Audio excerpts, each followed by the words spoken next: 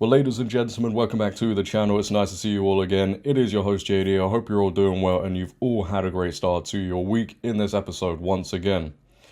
I know, we're going to be talking about the issue women's sports is facing with men identifying as women and going ahead and competing in the female category. How stunning, brave, progressive. I think not! However, I must say, this story today is more of a positive one for a change. We haven't had many of those, but it's just going to show you how effective Trump's executive order banning men from women's sports can actually be when states comply. For example, out in Virginia, a trans athlete joined the girls' track and field team in February, but days later, because of this executive order, they had to switch to the boys' team. See, it's really not that hard, is it, to go along with truth, reality, common sense? I don't really know what the fuss is all about. If more people did that, wow, how different the world would look. Now, before we get into this story, ladies and gentlemen, if you could, just make sure to support this video, because I gotta tell you, with this whole issue, my videos recently, boy, they have been getting heavily suppressed. So every like, every comment, every share, it really does help out the video. If you're new and you've somehow stumbled across this video, make sure to hit that subscribe button and turn on bell notifications so you never miss a video of me. Well,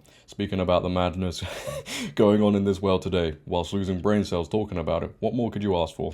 But enough of all of that. Ladies and gentlemen, let's all sit back, relax, and let's get into it. So the Post-Millennial have gone ahead and reported Virginia trans high schooler switches to boys team after Trump executive order protecting women's sports takes effect. You know, I've said this from the very beginning. The fact that Trump had to go ahead and sign an executive order banning men from women's sports just shows you how backwards things have been for far too long. A trans-identified male high school student in Virginia had moved from competing among the girls' track and field team to the boys after the state enacted new restrictions aligning with President Donald Trump's executive order barring males from competing in girls' sports. Eliza Munshie, I don't know how you say it, a senior at Falls Church High School, had initially joined the girls' track and field team in early February. Absolute disgrace, believing, however, that the Virginia High School League would continue allowing trans-identified males to compete with the girls.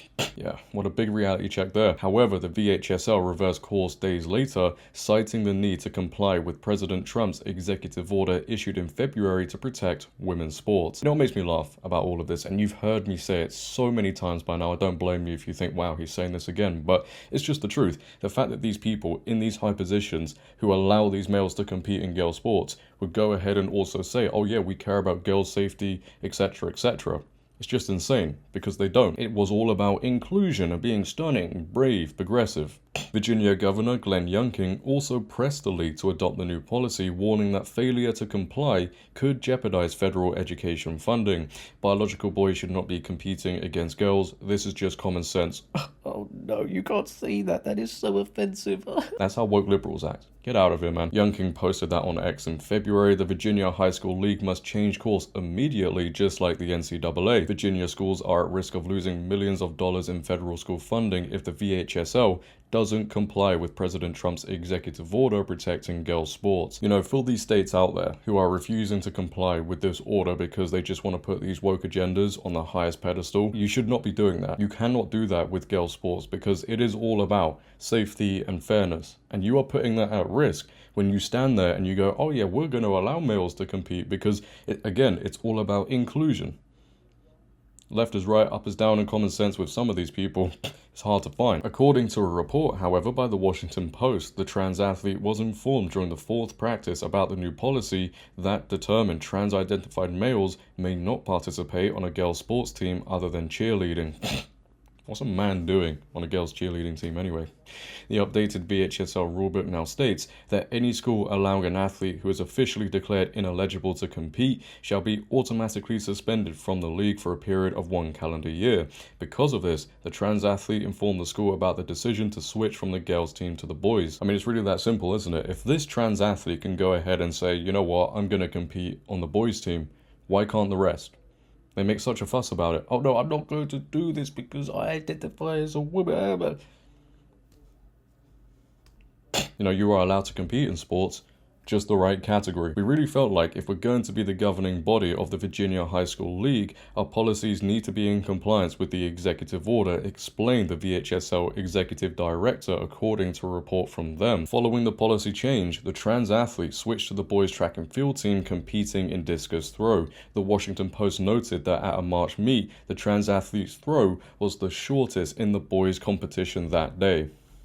So again, we have a male athlete here who doesn't do too well in the men's side of things, but oh boy, I can guarantee you, if they competed against girls, they wouldn't be finishing last. And that is because of the obvious biological advantage, but you can't say that because according to the woke leftist liberals, that is just offensive. How dare you talk about the facts? Yeah, it seems like facts today are the most scary thing people face. But again, it just shows you how effective this executive order is when states go ahead and say, yeah, you know what, we're going to comply with common sense. I mean, that's all it really is, right? Complying with common sense, the truth, reality. And when you do that, you're also protecting women. And when you do that, you're not only complying with those things, which I think everybody should be doing, but you're also creating a safe and fair environment for these women to compete in. And they deserve that. They deserve that basic right. They don't deserve to have their competition thrown out the window because some dude wants to compete in the female category. It is also cheating when you allow a dude to compete. Plain and simple. But leave your thoughts down below. Nonetheless, ladies and gentlemen, what are your thoughts on this whole story? I'd like to know. If you have enjoyed, make sure to leave a like rating. If you're new, hit that subscribe button, turn on bell notifications so you never miss a video, share this video. But until next time, it has been your host JD. Have a great day, stay safe, and I'm out. Peace.